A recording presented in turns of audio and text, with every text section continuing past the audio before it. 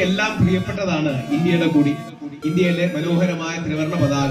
ഞാൻ മനസ്സിലാക്കുന്നതിന്റെ ബാക്ക്ഗ്രൗണ്ടിന്റെ ഡിസൈനിലും വളരെ മനോഹരമായ ഇന്ത്യൻ പതാകയുടെ ഒരു എലിമെന്റ് അവിടെ കൊടുത്തിട്ടുണ്ട്.